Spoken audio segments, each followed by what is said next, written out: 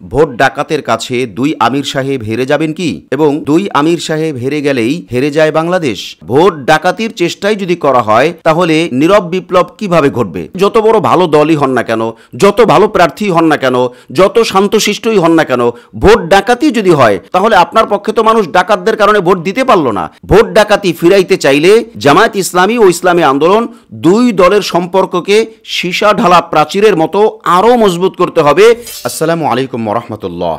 নাহমাদুহু ওয়া নুসাল্লি আলা রাসূলিহিল কারীম, আম্মা বা'দ। সুপ্রিয় দর্শক শ্রোতা, দেশ ও প্রবাসে, কাছে ও দূরে যে যেখান থেকেই আমাদেরকে দেখছেন ও শুনছেন, সকলকে আন্তরিক মোবারকবাদ জানাচ্ছি। আমি ইউসুফ মাহমুদী এবং আপনাদের প্রত্যেককেই আমন্ত্রণ জানাচ্ছি আমাদের আজকের এই বিশেষ ভিডিও বার্তা অনুষ্ঠানে।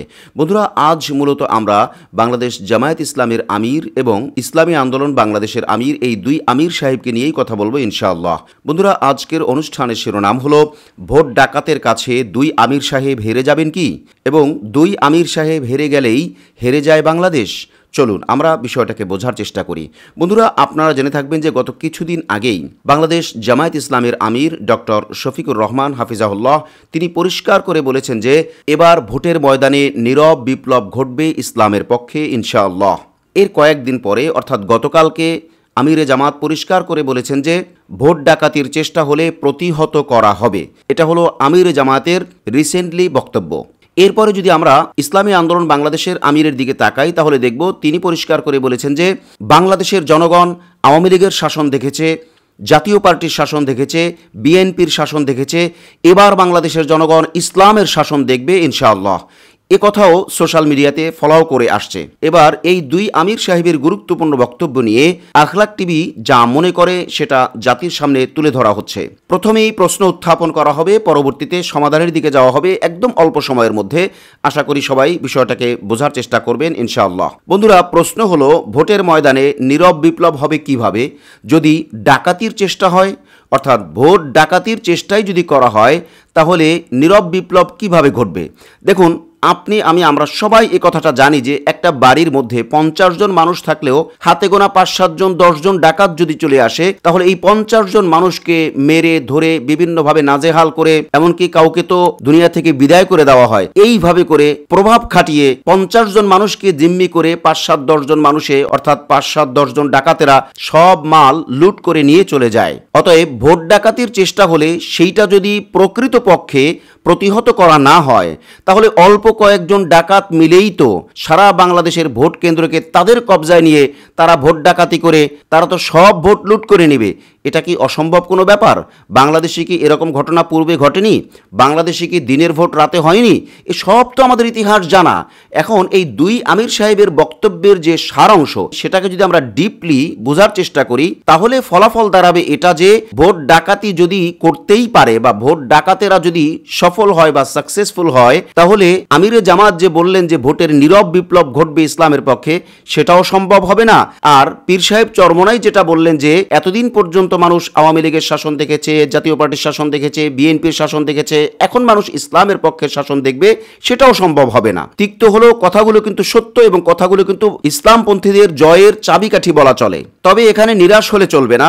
আশার বাণী হলো এটা যে বাংলাদেশ জামায়াত ইসলামী ও ইসলামী আন্দোলন যুগপৎ আন্দোলন করছেন আলহামদুলিল্লাহ। আমরা আখলাক টিভির পক্ষ থেকে এই দুই দলের কেন্দ্রীয় নেতাদের প্রতি বিশেষভাবে আবেদন জানাবো জনগণের পক্ষ থেকেও যে জামায়াত ইসলামী ও ইসলামী আন্দোলন এই দুই দলের যুগপৎ আন্দোলনকে এবং এই দুই দলের সম্পর্ককে আরও মজবুত করতে হবে। যদি পূর্ণাঙ্গ রূপে এই দুই দলের সম্পর্ককে মজবুত করা যায় তাহলে আমরা আশা রাখি, বিশ্বাস করি যে অন্যান্য ইসলামী দলগুলোও এই জোটের সাথে যুক্ত হবে বা এই যুগপৎ আন্দোলনের সাথে যুক্ত হবে। তো অন্যান্য ইসলামী দলগুলোও যদি এই দুই দলের সাথে যুক্ত হয় তাহলে মজবুত একটা শক্তি হবে, তখনই সম্ভাব্য ভোট ডাকাতদেরকে ফেরানো সম্ভব হবে। অন্যথায় স্বপ্ন হয়তো স্বপ্নই থেকে যেতে পারে। কারণ এটা তো আমরা সবাই স্বীকার করব, আপনি যত বড় ভালো দলই হন না কেন, যত ভালো প্রার্থী হন না কেন, যত শান্তশিষ্টই হন না কেন, ভোট ডাকাতি যদি হয় তাহলে আপনার পক্ষে তো মানুষ ডাকাতদের কারণে ভোট দিতে পারলো না। আবার ভোট দিলেও তো সেটা ডাকাতি হয়ে তাদের দিকে চলে যাবে। অতএব কোনো অবস্থাতেই ভোট ডাকাতদেরকে সফল হতে দেওয়া যাবে না। যদি ভোট ডাকাতরা সফল হয় তাহলে হেরে যায় বাংলাদেশের এই দুই দলের প্রধানতম দুইজন আমির, এবং এই দুই আমির অর্থাৎ জামায়াত ইসলামীর আমির ও ইসলামী আন্দোলনের আমির, এই দুই আমির হেরে যাওয়া মানেই বাংলাদেশ হেরে যাওয়া। কারণ এই দুই দলের বাইরে আর ভালো কোনো দল আছে বলে আমরা জানি না। হ্যাঁ, ইসলামী ছোট ছোট দলগুলো তো আছে, কিন্তু তারা তো 5টা 7টা 10টা সিটও নিতে পারবে না, অর্থাৎ এককভাবে নির্বাচন করলে। অতএব অ্যাবিলিটি দেখতে হবে, আপনার ভোটের ময়দানে কি পরিমাণ শক্তি আছে এটাকে আপনার অবজার্ভ করতে হবে, বুঝতে হবে, অ্যানালাইজ করতে হবে। শুধু মনে মনে মন কলা খাইলেই ভোটের মাঠে জয়লাভ করা যায় না। অতএব আজকের আলোচনার সামারি এরকম হতে পারে যে ভোট ডাকাতি ফিরাইতে চাইলে জামায়াত ইসলামী ও ইসলামী আন্দোলন দুই দলের সম্পর্ককে সীসা ঢালা প্রাচীরের মতো আরো মজবুত করতে হবে এবং অন্যান্য ইসলামী দলগুলোকেও এই দুই দলের সাথে ভেড়ানোর চেষ্টা করতে হবে এবং ইসলামী একটা শক্তিকে আমজনতার দ্বারে দ্বারে বারে বারে গিয়ে তাদেরকে যুক্ত করে এমন একটা মজবুত প্ল্যাটফর্ম তৈরি করতে হবে যাতে করে কোনো অবস্থাতেই ভোট ডাকাতি তো দূরের কথা, ভোট ডাকাতির কল্পনা করার সুযোগও না পায়।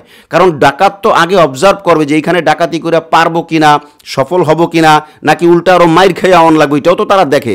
যদি দেখে যে ইসলামী শক্তিটা এবং মাটি ও মানুষের পক্ষের শক্তিটা, মানবতার পক্ষের শক্তিটা, মজলুম মানুষের পক্ষের শক্তিটা, জুলাই বর্ষা বিপ্লবের পক্ষের শক্তিটা সবাই ঐক্যবদ্ধ, ঠিক তখনই ভোট ডাকাতরা আর সামনে আগানোর চেষ্টা করবে না। ইটস ট্রু, এটাই বাস্তবতা। আপনি বিশ্বাস করা না করা সেটা নিতান্তই আপনার পার্সোনাল ব্যাপার, তবে বাস্তবতা এটাই। এজন্য আমরা আলোচনার শেষ পর্যায়ে সকলকে আবেদন করব, কোনো রকমের কাদা ছড়াছড়ি করা যাবে না, কোনো রকমের সোশ্যাল মিডিয়ায় কোনো মন্তব্য করে বা কোনো কমেন্টস করে কোনোভাবেই কাউকে বিব্রত করা যাবে না। এক কথায় কোনোভাবেই আর দূরত্ব বাড়ানো যাবে না। কিভাবে শুধু ঐক্যবদ্ধ হওয়া যায় সেই চেষ্টাই আমাদের করতে হবে। আল্লাহ রাব্বুল আলামিন আমাদের সকলকে সেই তৌফিক দান করুন। আজ তাহলে এই পর্যন্তই, দেখা হচ্ছে পরবর্তী কোনো লাইভে অথবা পরবর্তী কোনো ভিডিও বার্তায় ইনশাআল্লাহ। আসসালামু আলাইকুম ওয়া রাহমাতুল্লাহি ওয়া বারাকাতুহু।